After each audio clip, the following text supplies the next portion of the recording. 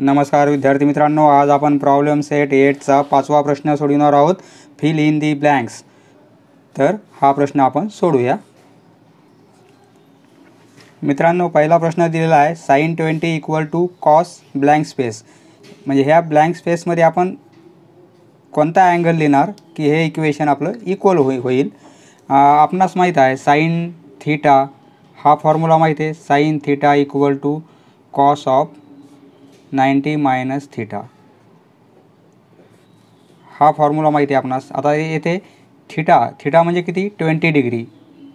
sin थीटाची आपण value टाकली 20 degree = cos of 90 minus थीटासाठी आपण किती घेणार 20. आता हे जर सोडवलं आपण sin 20 = cos ऑफ 90 मायनस 20 म्हणजे 70 लिहू शकतो आपण. म्हणजे ह्या ब्लँक स्पेसमध्ये किती येणार आपला अँगल 70 डिग्री. 70 हे झालं पहिला आन्सर.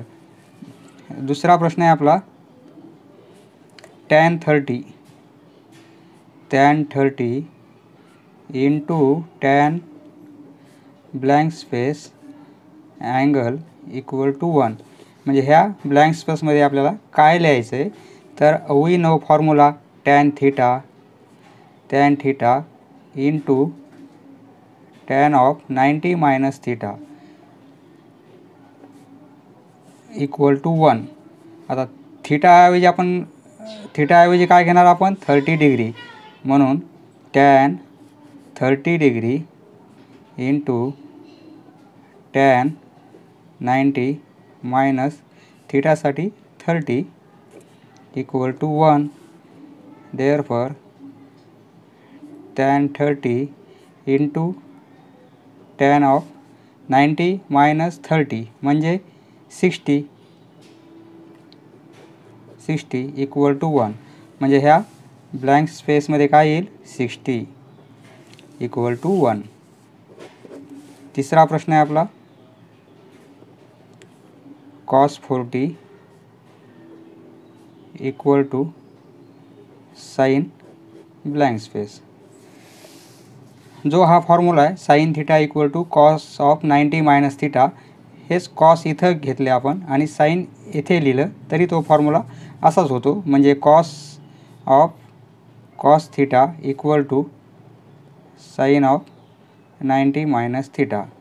याला असंही लिहू शकतो आपण किंवा sin theta = cos of 90 minus theta किंवा cos theta = sin of 90 minus theta असंही लिहू शकतो. तोच फॉर्म्युला इथे कॉससाठी.